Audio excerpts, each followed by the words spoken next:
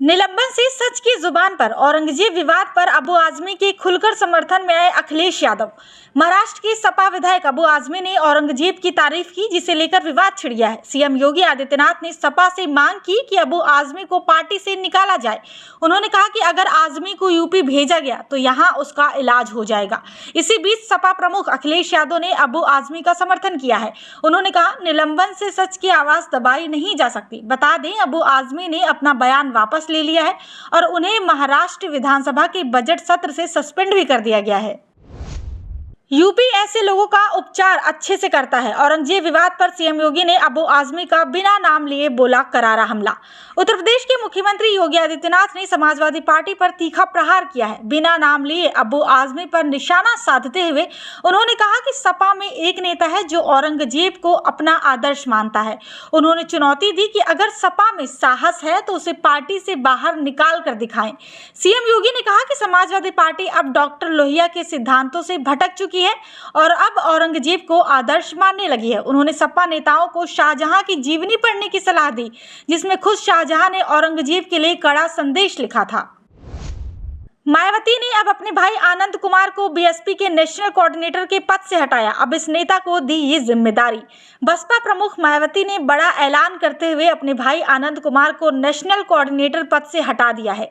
मायावती ने social media x पर जानकारी दी कि आनंद कुमार ने एक ही पद पर काम करने की इच्छा जताई थी।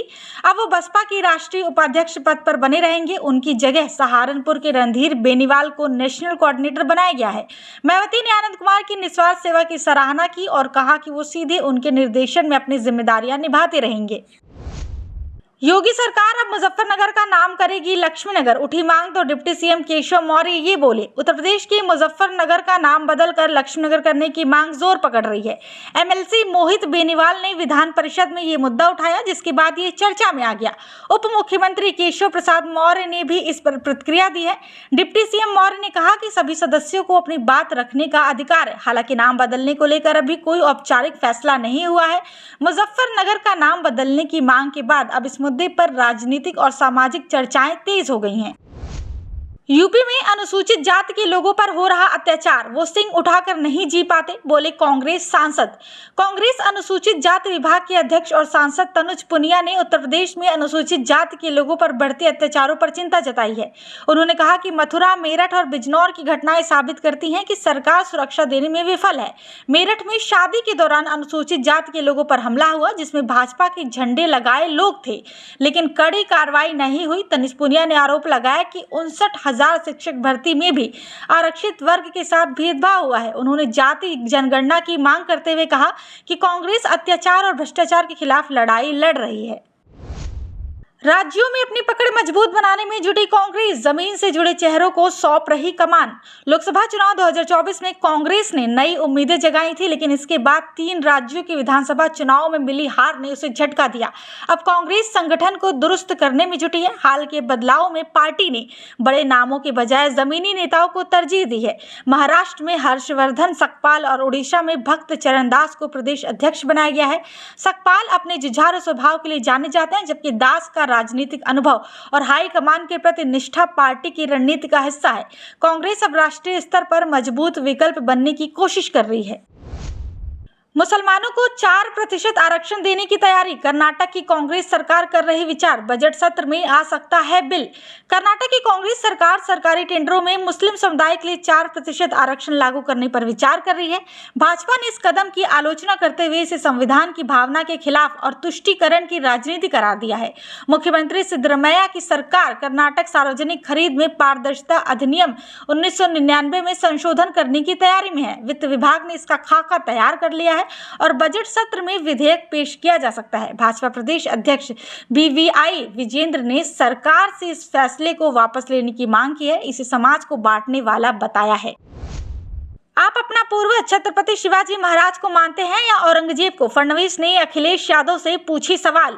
महाराष्ट्र विधानसभा में सपा विधायक अबू आसिम आजमी को औरंगजेब की प्रशंसा करने पर पूरे बजट सत्र के लिए निलंबित कर दिया गया है। विधानसभा अध्यक्ष ने उनके विधान भवन परिसर में प्रवेश पर भी रोक लगा दी है। मुख्यमंत्री देवेंद्र फडणवीस ने कहा कि औरंगजेब किसी मुस्लिम का भी हीरो नहीं हो सकता, क्योंकि कोई भी अपने बच्चों का नाम उसके नाम पर नहीं रखता है। आजमी ने कहा था कि औरंगजेब एक अकुशल प्रशासक थे, जिससे विवाद बढ़ गया। उप मुख्यमंत्री एकनाथ शिंदे ने इसे निंदाजनक बताते हुए आज़मी से माफी मांगने और उन पर देशद्रोह का मामला दर्ज करने की मांग भी की है। वो इंडिया को हिंडिया बनाना चाहते हैं। भाषा विवाद में एक्टर कमल हसन की एंट्री, केंद्र सरकार पर साधा निशाना। तमिलनाडु और केंद्र सरकार के बीच चल रहे भाषा विवाद पर अभिनेता और नेता कमल हासन ने कड़ा बयान दिया है। उन्होंने कहा कि केंद्र सरकार इंडिया को हिंडिया बनाना चाहती है। कमल हासन ने तमिलनाडु के मुख्यमंत्री M.K. स्टालिन द्वारा बुलाई गई सर्वदलीय बैठक में हिस्सा लिया और कहा, केंद्र सभी राज्यों को हिंदी बोलने के लिए प्रेरित कर रहा है और बहुमत से चुनाव जीतने का प्रयास कर रहा है। हमारा सपना भारत है, लेकिन उनका सपना हिंदिया है। उन्होंने 2026 में प्रस्तावित परिसीमन पर चिंता जताई, कहा कि इससे तमिलनाडु और गैर हिंदी भाषी राज्यों पर नकारात्मक असर पड़ेगा। वो राम को नहीं मानते और हिंदुओं का परिसीमन विवाद को लेकर M.K. स्टालिन पर बरसे केंद्रीय मंत्री SP सिंह बघेल ने प्रस्तावित परिसीमन मुद्दे पर तमिलनाडु के CM M.K. स्टालिन पर निशाना साधा है। उन्होंने कहा कि स्टालिन सनातन हिंदुत्व और राम के अस्तित्व का विरोध करते हैं और हिंदी का भी विरोध करते हैं। बघेल ने कहा, परिसीमन एक संवैधानिक संस्था है जिसका उद्देश्य आरक्षण और क्षेत्रीय विस्तार की देखभाल करना है। हमें इसकी रिपोर्ट को स्वीकार करना होगा। इस बीच AIADMK प्रवक्ता कोवई सत्यन ने DMK का मजाक उड़ाते हुए कहा कि तमिलनाडु के सांसदों की संख्या घटने या बढ़ने से DMK के प्रदर्शन पर कोई असर नहीं पड़ेगा, क्योंकि उनका प्रदर्शन वैसे ही शून्य है। मिशन 2027 को लेकर कांग्रेस की तैयारी शुरू, अजय राय ने बताया 403 सीटों पर क्या होगी रणनीति। कांग्रेस प्रदेश अध्यक्ष अजय राय ने आगामी विधानसभा चुनाव को लेकर कहा कि कांग्रेस सभी 403 विधानसभा सीटों पर तैयारी कर रही है। संगठन को ब्लॉक से लेकर प्रदेश स्तर तक मजबूत किया जा रहा है। सपा से गठबंधन का फैसला राष्ट्रीय नेतृत्व करेगा। अजय राय ने मुख्यमंत्री योगी आदित्यनाथ पर निशाना साधते हुए कहा कि देश केवल एक व्यक्ति का नहीं, बल्कि राम, रहीम, गुरु नानक और बाबा साहब अम्बेडकर का भी है। उन्होंने महाकुंभ में अव्यवस्था को लेकर भी योगी सरकार की आलोचना की, कहा कि सरकार का फोकस सिर्फ VIP सेवा पर था, आम जनता को उनकी हाल पर छोड़ दिया गया था। बुलडोजर की कार्रवाई से मची खलबली, 71,000 रुपए जुर्माना भी लगाया। गाजियाबाद के साहिबाबाद में नगर निगम ने वसुंधरा जोन में अवैध अतिक्रमण के खिलाफ अभियान चलाया। बुधवार को झुग्गी झोपड़ियों और सड़क किनारे के अतिक्रमण को हटाया गया, जिससे लोगों में अफरा तफरी मच गई। नगरायुक्त विक्रमादित्य सिंह मालिक ने बताया कि वर्षों से अतिक्रमण की शिकायतें मिल रही थी। टीम ने रेलवे लाइन के किनारे ब्रिज विहार क्षेत्र में बने अतिक्रमण को हटाया। सिटी जोन, कविनगर जोन और अन्य क्षेत्रों में भी कार्रवाई हुई। अतिक्रमण करने वालों से जुर्माना भी वसूला गया। मोहननगर जोन में 10 मार्च को अभियान चलाया जाएगा। बीमा क्लेम फर्जीवाड़ा, अब तक 18 धरे गए। प्राइवेट बैंक भी जांच के घेरे में, 3 बैंकों में मिले संदिग्ध खाते। संभल पुलिस द्वारा उजागर बीमा क्लेम घोटाले में प्राइवेट बैंक भी संदेह के घेरे में है। गिरोह फर्जी ID के जरिए बैंक खाते खोलकर बीमा क्लेम की रकम हड़पता था। खाता धारकों को भनक नहीं लगती थी, क्योंकि बैंक खातों में दिए गए मोबाइल नंबर भी फर्जी थे। गिरोह का सरगना वाराणसी निवासी ओंकारेश्वर मिश्रा 17 जनवरी को 11 लाख रुपए के साथ गिरफ्तार हुआ। उत्तर प्रदेश, उत्तराखंड, हरियाणा, असम, पश्चिम बंगाल सहित 12 राज्यों में गिरोह सक्रिय था। यस बैंक और एक्सिस बैंक की शाखाओं में भी फर्जी खातों का खुलासा हुआ। बैंक कर्मियों की मिली भगत से बिना KYC पूरी किए खाता खोले गए थे। शराब की दुकानों के लिए ई-लॉटरी से पहले ही आबकारी विभाग हुआ मालामाल, पूरी कमाई जानकर हो जाएंगे हैरान। उत्तर प्रदेश में 6 मार्च को आबकारी विभाग ई-लॉटरी के जरिए शराब दुकानों का आवंटन करेगा। आवेदन शुल्क से विभाग ने 1 अरब रुपए से अधिक की कमाई की है। सबसे ज्यादा आवेदन नोएडा, लखनऊ और तीसरे नंबर पर गोरखपुर से आए हैं। 500 से दुकानों के लिए 15,342 आवेदन प्राप्त हुए। गोरखपुर में देशी शराब की 342 दुकानों के लिए 8,191, कंपोजिट की 211 दुकानों के लिए 6,540, मॉडल शॉप के लिए 547 और भांग की दुकानों के लिए 64 लोगों ने आवेदन किया है। आवेदन शुल्क 25,000 रुपए से 1 लाख रुपए तक था। विधान भवन परिसर में पान मसाला गुटखा खाना प्रतिबंधित, उल्लंघन करने पर लगेगा तगड़ा जुर्माना। विधान भवन परिसर में अब पान मसाला और गुटखा खाने पर प्रतिबंध लगा दिया गया है। विधानसभा अध्यक्ष सतीश महाना ने बुधवार को यह घोषणा की, कहा कि स्वच्छता और अनुशासन बनाए रखने के लिए ये कदम जरूरी है। मंगलवार को विधानसभा मंडप के प्रवेश द्वार पर बिछी कालीन पर किसी विधायक ने पान मसाला थूक दिया था, जिसकी सफाई महाना ने खुद करवाई थी। अब नियम का उल्लंघन करने वालों पर 1,000 रुपए का जुर्माना लगेगा। महाना ने कहा कि विधानसभा एक गरिमामय स्थान है, जहां साफ सफाई और अनुशासन जरूरी है। यूपी के जिले में 144 शिक्षक कर्मचारियों को मिला पुरानी पेंशन का तोहफा। अपर शिक्षा निदेशक ने जारी किए आदेश। नगर के अशासकीय सहायता प्राप्त माध्यमिक विद्यालयों के 144 शिक्षकों एवं कर्मचारियों को पुरानी पेंशन योजना में शामिल किया गया है। अपर शिक्षा निदेशक माध्यमिक सुरेंद्र कुमार तिवारी ने आदेश जारी करते हुए ये कदम उठाया। अटेवा के प्रदेश संयुक्त मंत्री अखिलेश यादव ने सभी शिक्षकों और कर्मचारियों को बधाई दी और बताया कि संगठन 2013 से पुरानी पेंशन बहाली के लिए आंदोलनरत है। विशिष्ट बीटीसी के तहत 46,189 सहायक अध्यापकों को भी पुरानी पेंशन योजना का लाभ देने पर सरकार विचार कर रही है। इस संबंध में विधान परिषद में जांच के निर्देश भी दिए गए हैं। डीएम ने अचानक सरकारी अस्पताल में मारा छापा। जमीन पर बैठे मिले मरीज, सीएमओ एसीएमओ से जवाब तलब। डीएम जितेंद्र प्रताप सिंह ने मंगलवार सुबह उर्सुला अस्पताल का निरीक्षण किया और हर तरफ बद इंतजामी देख नाराज हो गए। मरीज जमीन पर बैठे थे, डॉक्टर और कर्मचारी नदारद थे। उन्होंने कहा, सरकारी डॉक्टर हो, सेवा भाव से काम करो, निजी प्रैक्टिस छोड़ो। आयुष्मान वार्ड में 20 बेड में सिर्फ 8 मरीज थे, पर डॉक्टर कोई नहीं मिला। कई कर्मचारियों की उपस्थिति रजिस्टर में गैर हाजिरी पाई गई। डीएम ने एसीएमओ डॉक्टर आर.के. गुप्ता और सीएमओ डॉक्टर हरिदत्त नेमी को कारण बताओ नोटिस जारी किया और अनुपस्थित कर्मचारियों का वेतन रोकने का आदेश दिया। निरीक्षण के बाद निदेशक खुद मरीजों का इलाज करते नजर आए। लखनऊ में 90 दिनों बाद पकड़ा गया खूंखार बाघ। वनकर्मियों ने किया ट्रैंकुलाइज, 20 से ज्यादा कर चुका शिकार। काकोरी के मीठे नगर से महीनों तक आतंक मचा रहे बाघ को आखिरकार वन विभाग की टीम ने पकड़ लिया। बाघ को ट्रैंकुलाइज कर सुरक्षित काबू किया गया। 3 दिसंबर को बाघ पहली बार मीठे नगर के खेत में देखा गया था। वन विभाग ने पहले इसे बड़ी बिल्ली बताया था, लेकिन 11 दिसंबर को मोबाइल कैमरे में बाघ की पुष्टि हुई। बाघ ने करीब 3 महीने में 20 पशुओं का शिकार किया, जिसमें 3 पड़वा भी शामिल थे। बुधवार को 13 घंटे की निगरानी के बाद शाम 6:09 पर बाघ को ट्रैंकुलाइज किया गया और उसे सुरक्षित पकड़ा गया है। महापुरुषों की विरासत से प्रेरित विकास, योगी सरकार ने की नई योजनाओं की घोषणा।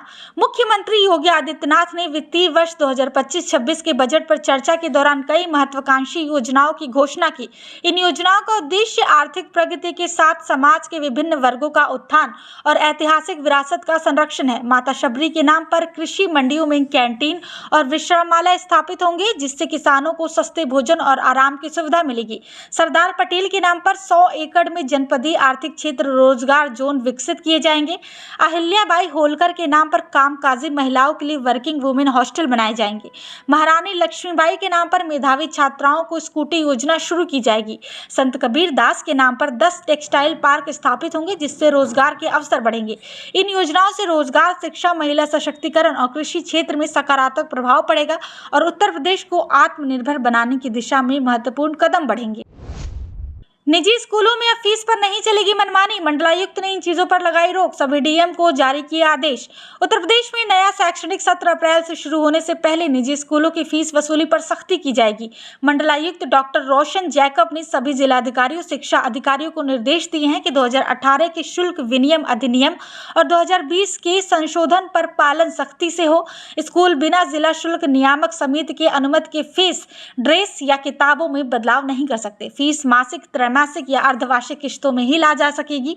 वार्षिक वसूली पर रोक रहेगी। स्कूल डोनेशन नहीं मांग सकेंगे और यूनिफॉर्म या किताबें किसी खास दुकान से खरीदने की बाध्यता भी नहीं होगी। डाकुओं के लिए मशहूर चंबल का बीहड़ बनेगा एडवेंचर का नया ठिकाना। ऑफ सीजन में पर्यटकों को लुभाएगा टीलों का रोमांच। चंबल का बीहड़, जो कभी डाकुओं के लिए बदनाम था, अब पर्यटन का नया केंद्र बन रहा है। बाह के बटेश्वर में केंद्र और प्रदेश सरकार धार्मिक पर्यटन को बढ़ावा दे रही है। अब रोमांचक गतिविधियों के लिए भी योजनाएं बनाई जा रही हैं। पर्यटन विभाग ऑफ सीजन में पर्यटकों को आकर्षित करने के लिए मोटर राइड, कैंपिंग, ट्रैकिंग और बग्घी राइड जैसी गतिविधियों की योजना भी बना रहा है। अप्रैल से बीहड़ में रोमांचक पर्यटन गतिविधियां शुरू होंगी। इस पहल से आगरा में रात्रि पर्यटन को बढ़ावा मिलेगा और पर्यटकों का प्रवास समय भी बढ़ेगा।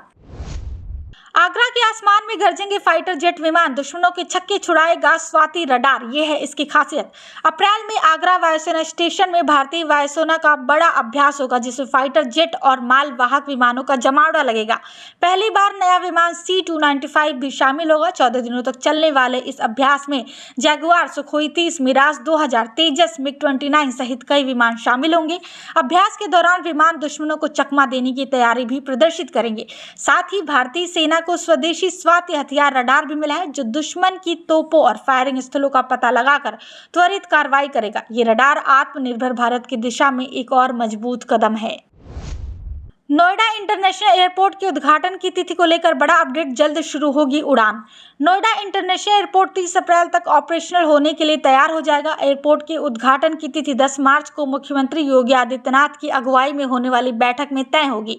शुरुआत में एयरपोर्ट से केवल घरेलू विमान सेवाएं शुरू होंगी, क्योंकि इंटरनेशनल टर्मिनल का काम अभी अधूरा है। एयरड्रोम लाइसेंस मिलने के बाद विमान सेवा शुरू हो सकेगी। एयरपोर्ट पर runway, air traffic control tower, पानी, बिजली, सोलर सिस्टम, अग्निशमन, वॉच टावर आदि सभी तैयारियां पूरी हो चुकी हैं।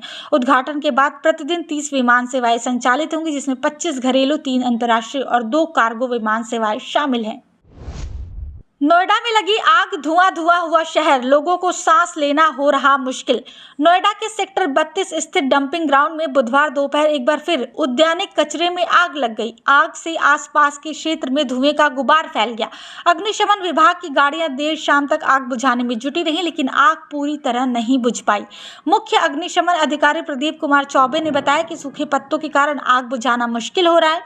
विभाग ने पहले भी नोएडा प्राधिकरण को आग लगने की संभावना को लेकर 4 बार पत्र लिखा था, लेकिन कोई ठोस कदम नहीं उठाया गया। लापरवाही का खामियाजा नोएडा के लोगों को प्रदूषण के रूप में भुगतना पड़ रहा है। नोएडा में भू माफिया गिरोह का भांडाफोड़, सरकारी जमीन बेचने की साजिश में 3 गिरफ्तार, 200 करोड़ लोन लेने की फिराक में थे आरोपी। नोएडा की बिसरख पुलिस ने भू माफिया गिरोह का पर्दाफाश किया, जो नगर पंचायत डासना के चेयरमैन मुजाहिद हुसैन बनकर उनकी 95 करोड़ की जमीन बेचने की साजिश रच रहा था। आरोपियों ने चेयरमैन के आधार, पैन और अन्य दस्तावेज फर्जी तरीके से बनवाए थे, जिनमें चेयरमैन का नाम लेकिन फोटो किसी और की थी। पुलिस ने राकेश कुमार सिराजुद्दीन और महेंद्र कुमार पटवारी को गिरफ्तार किया। गिरोह 200 करोड़ का लोन लेने की फिराक में था और यश बैंक में 3 फर्जी खाते भी खुलवा रखे थे। गिरफ्तारी के दौरान जाली दस्तावेज, 2 मोबाइल और होंडा अमेज कार बरामद हुई है।